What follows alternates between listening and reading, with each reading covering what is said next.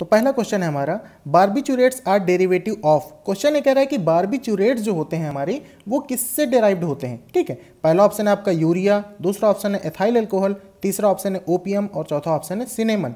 तो इसका correct option है ए, जो कि है यूरिया। बार्बिचूरेट्स जो हमारे होते हैं ये यूरिया और मेलोनिक एसिड से मिलकर बने होते हैं। ठीक है, अगला क्वेश्चन है हमारा, meperidine is popularly known as. Question ये कह रहा है कि मेपेरिडीन का दूसरा पॉपुलर नेम क्या है। पहला ऑप्शन है आपका मॉर्फिन, दूसरा ऑप्शन है पेंटाजोसिन, तीसरा ऑप्शन है पेथिडीन और चौथा ऑप्शन है इमेटिन। तो आपका करेक्ट ऑप्शन है सी, जो कि है पेथिडीन।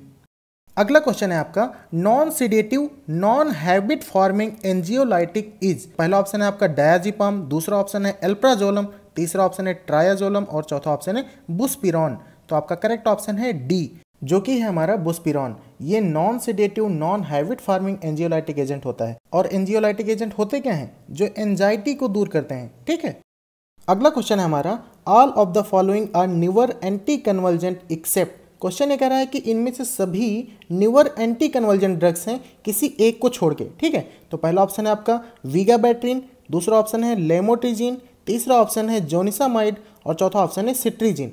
तो विगाबैट्रिन, लेमोट्रिजीन और जोनिसामाइड ये हमारे न्यूअर एंटी कन्वर्जेंट ड्रग हैं, जबकि जो हमारा डी ऑप्शन है सिट्रीजिन ये एंटी कन्वर्जेंट ड्रग नहीं है। तो हमारा करेक्ट ऑप्शन हो जाएगा डी।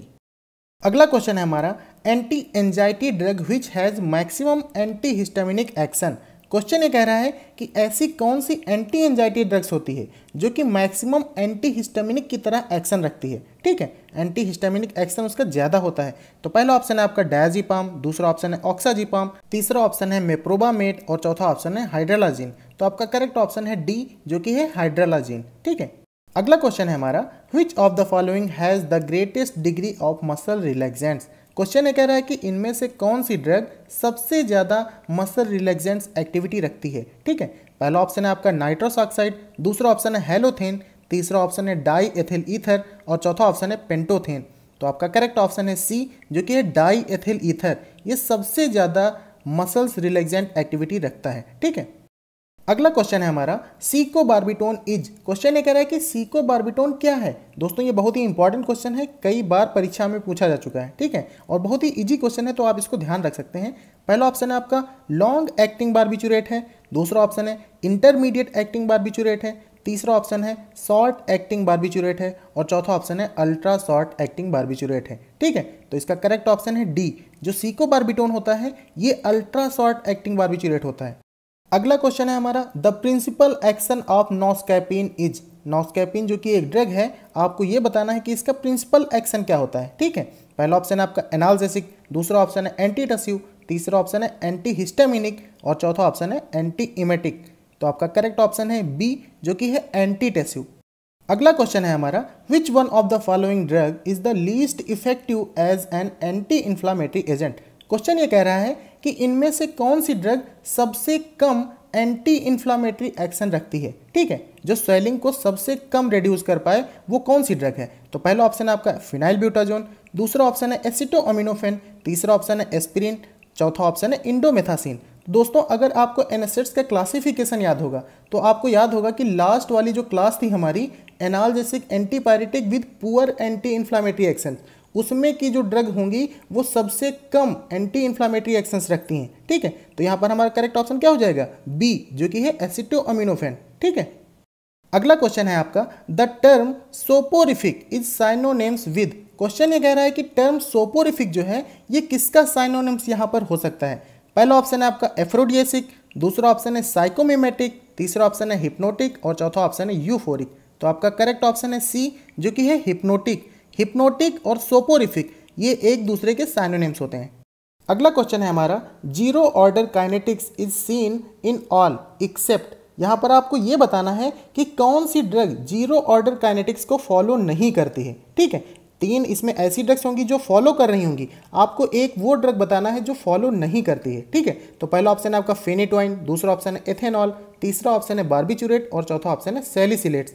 तो आपका करेक्ट ऑप्शन है सी, जो कि है बार्बिचूरेट। दोस्तों इस क्वेश्चन को सॉल्व करने के लिए हमारे पास एक छोटी सी ट्रिक है जिसके माध्यम से आप ये याद रख सकते हैं कि कौन सी ड्रग जीरो ऑर्डर काइनेटिक्स को फॉलो करती है। ठीक है, तो हमारी सिंपल सी ट्रिक है 0 वाट पावर, ठीक है। 0 मतलब 0 ऑर्डर काइनेटिक्स को फॉलो करने वाली ड्रग्स, और वाट यहाँ पर WAAT लिखना होगा आपको वाट में, और P फॉर पावर, ठीक है। तो W का मतलब हो जाता है वारफेरिन, A का मतलब हो जाता है एल्कोहल एंड एस्प्रिन, और T का मतलब होता है थियोफाइलिन, दूसरे T का मतलब है टॉलब्यूटामाइड, और P का मतलब है फेनिटोइन, ठीक है। तो आपको याद रखने के लिए आप इसको सिंपली 0 वाट पावर के नाम से याद रख सकते हैं। तो इस ट्रिक के द्वारा इन ऑप्शनों को हम चेक कर लेते हैं, ठीक है।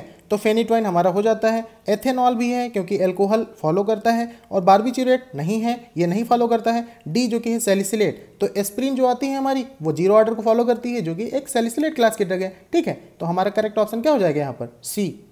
अगला क्वेश्चन है हमारा, which of the following is useful in the prophylaxis of migraine. आपको यहाँ पर यह बताना है कि कौन सी ड्रग है जिसको हम यूज करते हैं for the prophylaxis of migraine. पहला ऑप्शन है आपका एमिट्रिप्टाइलिन, दूसरा ऑप्शन है प्रोप्रेनोलॉल, तीसरा ऑप्शन है फ्लूनारिजीन, चौथा ऑप्शन है फ्लूऑक्सेटिन, ठीक है। तो आपका करेक्ट ऑप्शन है डी। अगला क्वेश्चन है आपका, drug of choice in status epilepticus in children is. Question ये कह रहा है कि अगर स्टेटस एपिलेप्टिकस किसी बच्चे में हो तो हमें कौन सी ड्रग यूज करनी चाहिए, हमारे लिए कौन सी ड्रग ऑफ चॉइस होगी, ठीक है। तो पहला ऑप्शन है आपका डायजेपाम, दूसरा ऑप्शन है फिनोबार्बिटोन, तीसरा ऑप्शन है कार्बामेजिपिन, चौथा ऑप्शन है फेनिटोइन। तो आपका करेक्ट ऑप्शन है ए, जो कि है डायजेपाम, ठीक है। अगला क्वेश्चन है हमारा, lithium is कंट्रा indicated in. Question ये कह रहा है आपसे कि लिथियम किस कंडीशंस के लिए कंट्रा इंडिकेटेड है, दैट मीन्स किस कंडीशंस में ये यूज नहीं किया जाना चाहिए, ठीक है। पहला ऑप्शन है आपका इन लैक्टेशन, दूसरा ऑप्शन है इन डायबिटीज इंसिपिडस, तीसरा ऑप्शन है जॉइंटिस, चौथा ऑप्शन है हाइपोथायरॉयडिज्म। तो आपका करेक्ट ऑप्शन है ए, जो कि है लैक्टेशन। अगर कोई भी मदर ब्रेस्ट फीडिंग करवाती है और वो लिथियम का यूज करती है, तो जो लिथियम होगा वो एक्सक्रीट होगा थ्रू द मिल्क, और वो बच्चे में जाएगा, तो उसके अंदर लिथियम पॉइजनिंग हो सकती है, ठीक है। और इसी कारण से लिथियम जो होता है ये कंट्रा इंडिकेटेड होता है इन द लैक्टेशन। अगला क्वेश्चन है हमारा, dissociative anaesthesia is seen with. पहला ऑप्शन आपका हेलोथेन, दूसरा ऑप्शन है केटामिन, तीसरा ऑप्शन है क्लोरोफॉर्म, और चौथा ऑप्शन है नाइट्रस ऑक्साइड। तो आपका करेक्ट ऑप्शन है बी, जो कि है केटामिन। अगला क्वेश्चन है आपका, drug known to induce enzyme are the following except. Question यहाँ पर आपसे ये कह रहा है कि कौन सी एक इसमें से ऐसी ड्रग है जो एंजाइम इंडक्शन का काम नहीं करती है। दैट मीन्स यहाँ पर 4 ऑप्शन है, आपके 3 ऑप्शन जो हैं वो एंजाइम इंडक्शन का काम करते हैं, जबकि एक कोई ऐसी ड्रग है जो एंजाइम इंडक्शन का काम नहीं करती है, ठीक है, जो कि माइक्रोसोमल एंजाइम को इंड्यूस नहीं करती है। तो पहला ऑप्शन है आपका फिनोबार्बिटोन, दूसरा ऑप्शन है फिनाइल ब्यूटाजोन, तीसरा ऑप्शन है पेंटामिडीन, और चौथा ऑप्शन है फेनिटोइन। तो आपका करेक्ट ऑप्शन है सी, जो कि है पेंटामिडीन। अगला क्वेश्चन है हमारा, immunologically mediated reaction to drug observed soon after administration. Question आपसे ये कह रहा है कि जो इम्यूनोलॉजिकली मीडिएटेड रिएक्शन होगी, जो कि तुरंत ड्रग एडमिनिस्ट्रेशन के बाद ऑब्जर्व की जाएगी, उसको हम क्या बोलेंगे, क्या नाम देंगे। पहला ऑप्शन है आपका सुपर सेंसिटिविटी रिएक्शन, दूसरा ऑप्शन है टैकीफाइलेक्सिस, तीसरा ऑप्शन है टॉलरेंस, चौथा ऑप्शन है हाइपोसेंसिटिविटी रिएक्शन, और पांचवा ऑप्शन है एनाफाइलेक्सिस। तो आपका करेक्ट ऑप्शन है ई, जो कि है एनाफाइलेक्सिस, ठीक है। अगला क्वेश्चन है हमारा, a rapid reduction in the effect of given dose of a drug after only 1 और 2 डोजेज। क्वेश्चन ये कह रहा है कि किसी व्यक्ति में हम केवल 2 या 1 डोजेस फॉर्म के बाद ही ऑब्जर्व करते हैं कि ड्रग के इफेक्ट में रैपिड रिडक्शन हो रहा है, तो उस कंडीशंस को हम क्या नाम देंगे, ठीक है। पहला ऑप्शन है आपका सुपर सेंसिटिविटी, दूसरा ऑप्शन है टैकीफाइलेक्सिस, तीसरा ऑप्शन है टॉलरेंस, चौथा ऑप्शन है हाइपोसेंसिटिविटी, और पांचवा ऑप्शन है एनाफाइलेक्सिस। तो आपका करेक्ट ऑप्शन है बी, जो कि है टैकीफाइलेक्सिस। देखिए ये एक प्रकार का टॉलरेंस ही है, लेकिन इमीडिएट टॉलरेंस जो हमारा रैपिड डेवलपमेंट ऑफ टॉलरेंस होता है वो कहलाता है टैकीफाइलेक्सिस, ठीक है। अगला क्वेश्चन है आपका, dopamine intravenous drip is preferred in hypotensive shock because. Question ये कह रहा है कि डोपामिन इंट्रावेनसली यूज किया जाता है, प्रिफर किया जाता है in the condition of hypotensive shock, इसका क्या कारण है। पहला ऑप्शन है it increase the BP by producing vasoconstriction, दूसरा increase the BP as well as increase the renal blood flow. दोस्तों यही आपका करेक्ट ऑप्शन है, ठीक है। दोस्तों हमारी हर एक स्लाइड की तरह ये क्वेश्चन आपके लिए होमवर्क रहेगा, आप इसका आंसर हमें कमेंट बॉक्स में बता सकते हैं। आपका क्वेश्चन है, pseudolymphoma is a side effect of treatment with. Question ये कह रहा है कि स्यूडोलिम्फोमा जो कि एक साइड इफेक्ट है, ये किस ड्रग के ट्रीटमेंट के साथ जनरेट होता है। पहला ऑप्शन है आपका फेनिटोइन, दूसरा ऑप्शन है बारबीचूरेट, तीसरा ऑप्शन है कार्बामेजिपिन और चौथा ऑप्शन है सोडियम वैल्प्रोएट। तो आपको बताना है इसका करेक्ट ऑप्शन क्या होगा।